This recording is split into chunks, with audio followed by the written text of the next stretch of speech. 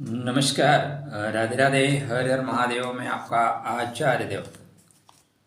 आज इस वीडियो में बात करेंगे संसार की प्रथम लगन, संसार की प्रथम राशि, एनर्जेटिक लगन, एनर्जेटिक राशि, मेष लगन, मेष राशि के जातकों के लिए शनिदेव का गोचर 12वें घर में। मेष यदि आपकी लगन है तो बहुत परेशान होना नहीं है, किंतु यदि मेष आपकी राशि है तब आपको सावधान होना है। मेष राशि पे शनिदेव की 7.5 आरंभ हो चुकी है। 7.5 परीक्षा लेती है। 7.5 7.5 साल तक 3 चरणों में आपको मांझती है, 3 चरणों में आपको सिखलाई देती है। 3 स्टेप में जीवन में निखार लाने के लिए जो प्रतिबद्धता होनी चाहिए उसको शनिदेव सिखाते हैं। तो मेष राशि पे तो शनि की चलेगी 7.5। मेष लगन में है, आपकी राशि कुछ और है, तो शनि आपको विदेश से देंगे लाभ। कहाँ, कब, कैसे, कितना, पॉइंट टू पॉइंट। पहला पॉइंट, अभी चैनल को आपने सब्सक्राइब नहीं किया तो कृपया कर लीजिए, यह विनम्र अनुरोध है। शेष आप नहीं करेंगे तो झगड़ा थोड़ी ना करना है। राधे राधे, जय Shri Krishna. To the point चीज़ों को समझिएगा मित्र। मैं चाहता हूं कि राशि आपकी है, जीवन आपका है, तो चीज़ों को समझना भी आपको ही है। हमें क्या, हम तो बता के फुर्सत हो जाएंगे। शनि महाराज जब 12वें घर में जाएंगे तो सामान्यतः वो बेवजह के खर्चों से आपको मुक्त कर देते हैं। द्वादश के शनि खर्च से मुक्त कर देंगे, परेशानियों से, अपव्यय से मुक्त करेंगे। लेकिन शनिदेव की तीसरी दृष्टि धन भाव पे है, शनिदेव की तीसरी दृष्टि कुटुंब पे है, परिवार पे है, वाणी पे है, खान पान पे है। और शनिदेव की जहाँ दृष्टि, तीसरी दृष्टि खासकर वहाँ से अलगाव करती है, विवाद कराती है, विरोध कराती है। तो इस बात को आपको ध्यान रखना होगा। शनिदेव आपके कुंडली में कर्मा के स्वामी हैं, शनि आपके लाभ के स्वामी हैं। तो लाभ प्राप्त करने के लिए आपको विदेश में जाके कर्म करना पड़ेगा। विदेश का कॉन्सेप्ट बड़ा क्लियर सा है, जहाँ पे आपकी लैंग्वेज, आपका खान पान चेंज हो जाए उसको बोलते हैं विदेश। समुद्र पार की यात्रा भी यहाँ पे होती हुई दिखाई दे रही है।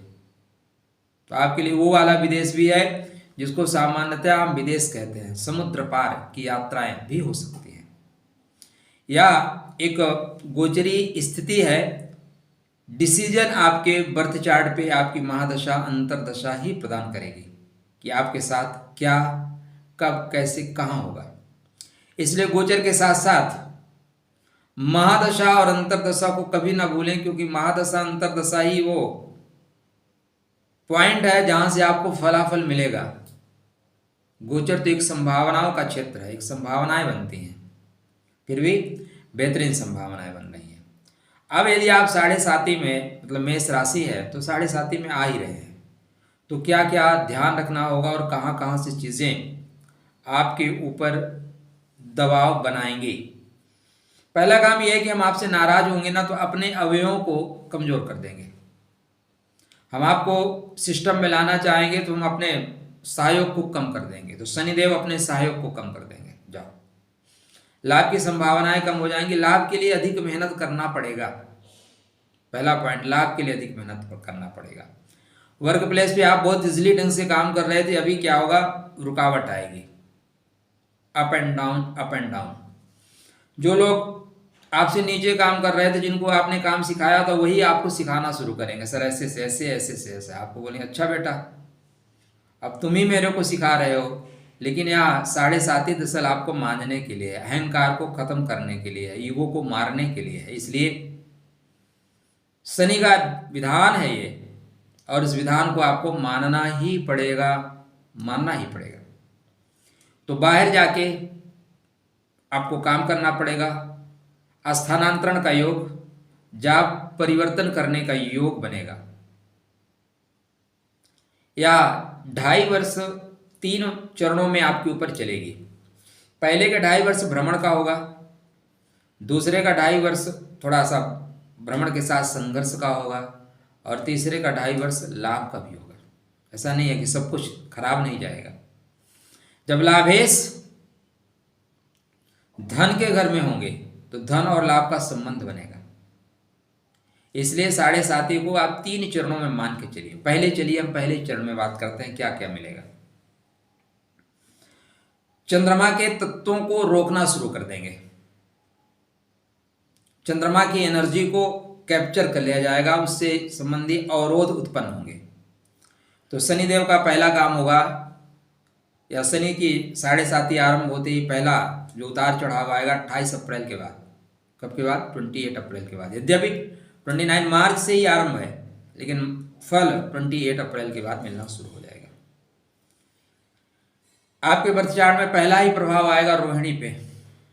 रोहिणी, धन संचय करने की प्रवृत्ति, धन संचय करने की क्षमता थोड़ी सी कमजोर होती हुई दिखाई दे रही है। अब कमजोर होने का मतलब है कि भाई पैसे कम आए और खर्च अधिक हो जाए तो धन संचय कहाँ से होगा? सिंपल सी प्रक्रिया है।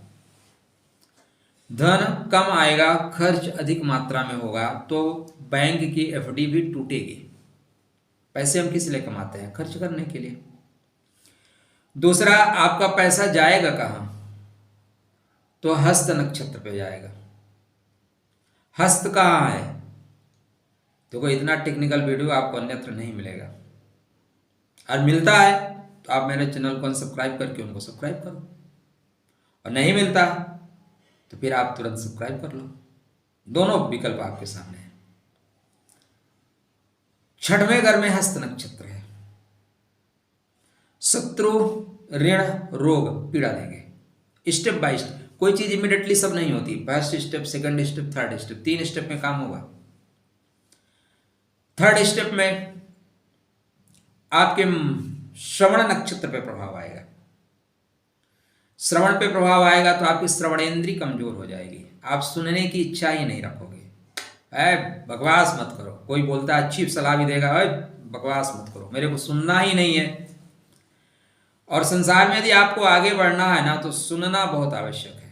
बड़े लोगों को आप देखिए, वो बोलते कम है, सुनते बहुत है, और जब बोलते हैं तो ऐसा बोलते हैं कि फिर कोई बोलने लायक नहीं बचता। तो 3 तरह हो गया। चौथा, चूंकि चंद्रमा पे प्रभाव रहेगा। किस पे प्रभाव रहेगा? चंद्रमा पे। तो घर में हलचल रहेगी, सुख के वातावरण में कमी आएगी, घर में दोनों माताओं के बीच में तारतम्य में कमी आएगी। या आप स्त्री जाति का है, यहाँ भी आपके माता और आपके पति के बीच में कमी आ सकती है। संबंधों में उतार चढ़ाव आएगा ही आएगा। शनिदेव जब अपने नक्षत्र में होंगे, गुरु के नक्षत्र में होंगे, तो आपको ज्यादा पीड़ा नहीं देंगे। लेकिन याद रखिएगा, जब ये रेवती में जाएंगे तब आपके लिए कष्टकारक स्थिति बनेगी। मीन राशि में 29 मार्च 2025 से लेकर जून 27 तक मीन राशि में रहेंगे। उसके बाद सेकंड फेज आपके लगन पे आना होगा। लगन पे शनि महाराज नीच राशि में आएंगे, और ग्रह या कोई व्यक्ति पीड़ा देना चाहे, वो नीचता पे उतर आए, तब सावधान हो जाना चाहिए। इसलिए फर्स्ट फेज की अपेक्षा सेकंड फेज के लिए तैयारी आप पहले से कर लीजिएगा। शनि चाहते हैं कि यहाँ डिसिप्लिन में रहना, शनि चाहते हैं नियमावली को काम करिए, शनि चाहते हैं अहंकार को छोड़ दीजिए, शनि चाहते हैं छोटा बड़े का भेदभाव खत्म कर दीजिए। इसलिए परमात्मा ने आपको मौका दिया है। आपके यहाँ 4th क्लास के कर्मचारी या मजदूर वर्ग काम करते हैं, उनसे अच्छा बिहेव रखें। ठीक है, आप कि पैसे से उनकी रोजी रोटी चल रही है, लेकिन रोजी रोटी तो चला रहे हैं ना, काम करके चला रहे हैं। इसलिए वाणी से दरिद्र मत बनिएगा। मैं नहीं कहता आप उनको करके बोलिए, लेकिन तुम तड़ाक भी मत बोलिए, इससे शनि रुष्ट होते हैं।